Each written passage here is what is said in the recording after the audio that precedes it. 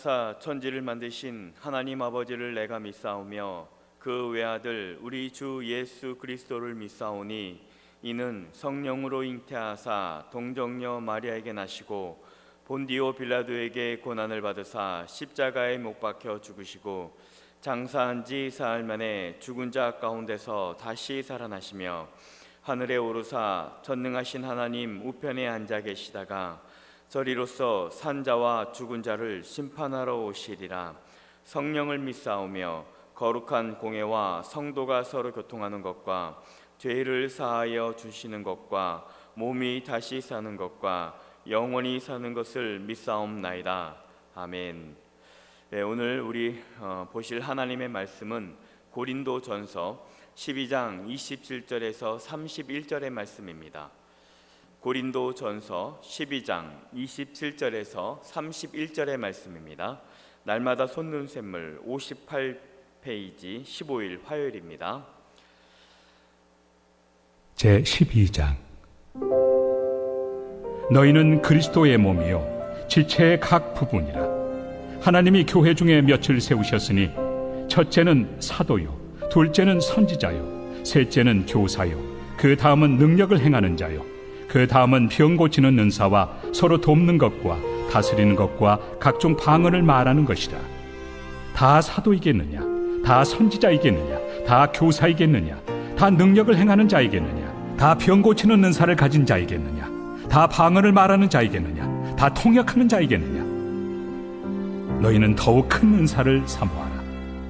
내가 또한 가장 좋은 길을 너희에게 보이리라.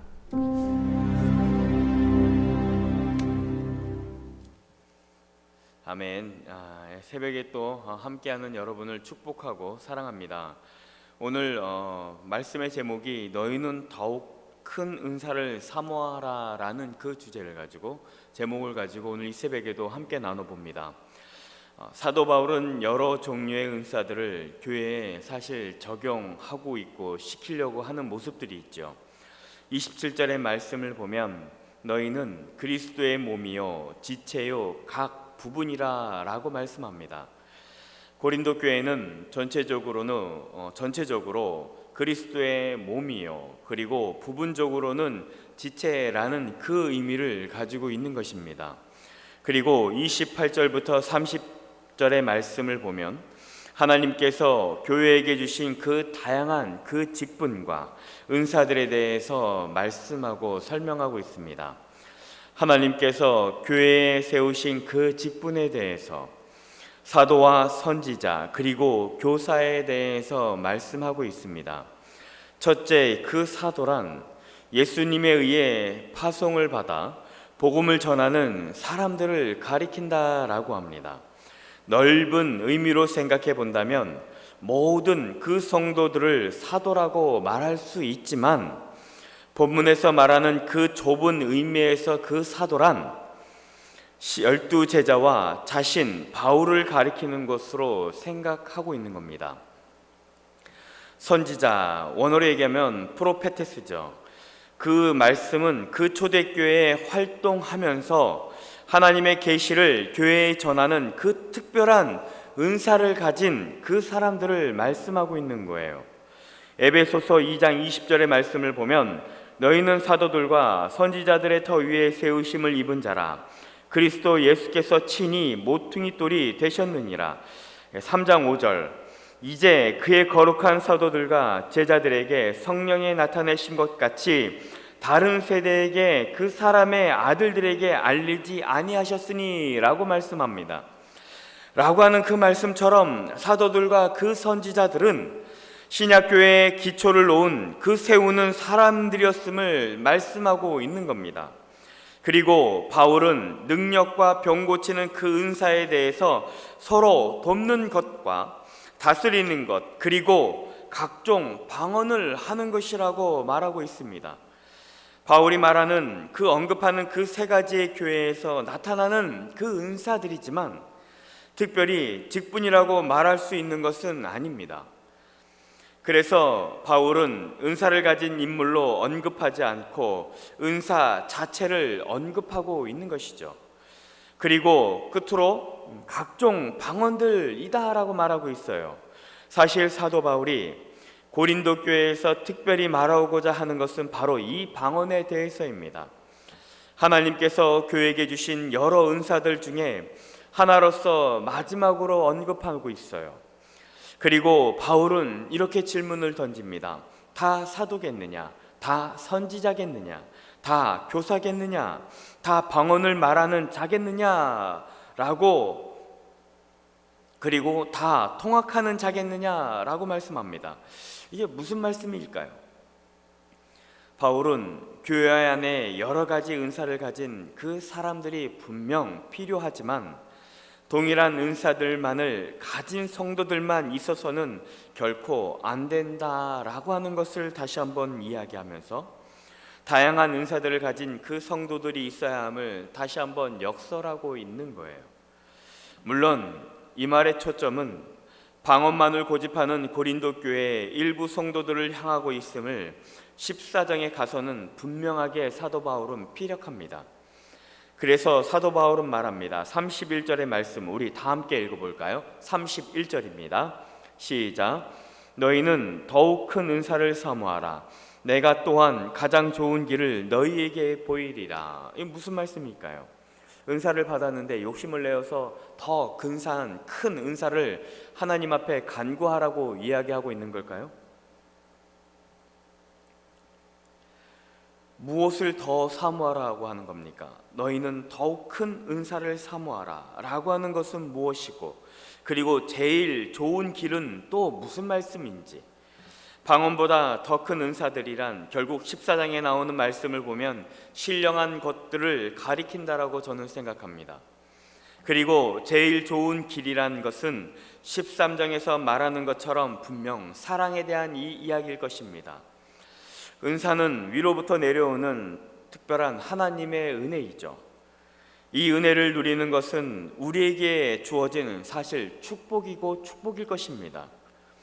그런데 이 모든 것을 받은 우리는 마땅히 행해야 할 의무가 있다라고 말하고 있는 거예요. 하나가 되기 위해 더 힘쓰고 애쓰는 그 모습들이 우리에게는 필요한 것이죠. 사실 그렇잖아요. 하나님의 이 교회 안에서 예수님의 몸이 된 이 교회에서 저마다 하나님이 주신 은혜가 있습니다. 은사들이 있습니다. 그 은사들은 하나님 앞에 귀한 거예요. 사람들 앞에서 귀하게 쓰임받거나 인정받는 것이 아니라 하나님이 필요에 따라 하나님의 이 몸된 교회에 하나님의 이끌어가신 필요에 따라 우리에게 주어주는 하나님의 은혜다라는 거예요. 어떤 것이 더 값어치가 있고 어떤 것은 더 낮고 어떤 것은 더 의미가 없다라는 것이 결코 아니다라고 말씀하고 있는 거예요. 하나님께서 은사를 주셨다라는 것은 결국은 하나 되기 위한 것, 그리고 이 몸된 교회, 하나님의 예수님의 몸된 이 교회가 더 아름답게 하나님의 일들을 감당할 수 있기에, 감당할 수 있도록 하나님이 특별히 주시는 은사다라고 하는 것이죠. 그런데 이 모든 것을 받는 우리는 마땅히 해야 할 의무가 있다라고 말씀하셨어요. 하나 되기 위해 더 힘쓰고 애쓰는 그 모습들이 우리에게는 분명 필요한 것입니다. 우리에게 주신 은사들을 소중하게 생각하시어 우리에게 주어진 이 거룩한 일들, 이 사명들을 잘 감당하는 우리 영광교회 성도님이 되시길 주의 이름으로 축복합니다. 그 은사들을 잘 감당할 때 하나님은 더 값어치 있고 더 값진 것으로 우리의 삶들을 더 귀한 것으로 우리 은혜를 주실 것이라고 저는 믿습니다. 이것을 사모하며 오늘 하루도 열심히 살아가는 우리가 되길 주의 이름으로 축원합니다. 사랑해 주님, 고맙고 감사합니다. 사도 바울은 우리에게 더욱 큰 은사를 사모하라 라고 말씀하고 있습니다. 결국 이 말씀은 하늘의 신령한 것들을 가리킨다라고 생각하고 또 전했습니다. 하나님, 이 땅의 것을 간구하고 구하는 것이 아닌 정말 하나님이 주신 그 하늘에서 내려오는 신령한 것들을 주님 앞에 간구할 수 있길 소망하고, 그것이 예배이며 그것이 말씀이며 그것이 은혜라는 것을 저희가 알고 있사오니 오늘 우리의 삶이 온전히 주님이 허락하신 삶이 은혜 가운데 온전히 거할 수 있도록 성령 하나님께서 붙들어 주시고 인도하여 주시옵소서. 감사드리며 살아계신 예수님의 이름으로 기도드립니다. 아멘. 하늘에 계신 우리 아버지여, 이름이 거룩히 여김을 받으시오며 나라의 임하옵시며 뜻이 하늘에서 이루어진 것 같이 땅에서도 이루어지이다. 오늘날 우리에게 일용할 양식을 주옵시고 우리가 우리에게 죄 지은 자를 사하여 준 것 같이 우리 죄를 사하여 주옵시고 우리를 시험에 들게 하지 마옵시고 다만 악에서 구하옵소서. 대개 나라와 권세와 영광이 아버지께 영원히 있사옵나이다. 아멘. 이 시간 저희 합심하며 함께 기도하며 나아갑니다. 하나님, 코로나19로 지쳐있는 우리 삶 가운데 주님의 은혜가 필요하고 또 주님의 인도하심이 필요하오니 우리의 연약한 삶을 붙들어 달라고, 하늘의 신령한 복을, 하늘의 신령한 것들로 간과하여 얻을 수 있는 은혜를 허락해 달라고 하나님 앞에 기도해 주시고, 또 우리 영광교회를 위해서 이끄시는 담임 목사님을 위해서, 또 부교육자인 우리들을 위해서, 또 우리 성도들을 위해서 이 시간 주님의 이름 한 번 부르며 기도하며 나가겠습니다. 주여! 사랑해 주님, 고맙고 감사합니다. 주님이 허락하신 오늘의 이 삶도 온전히 주님 앞에 의탁하며 나아갈 수 있게 도와주시고, 하나님, 세상의 것을 간과하며 구하는 것이 아닌 하나님 하늘의 신령한 것을 구하며 나아가는 우리의 삶이 발걸음이 되도록 주님 붙들어 주시고 인도하여 주시옵소서.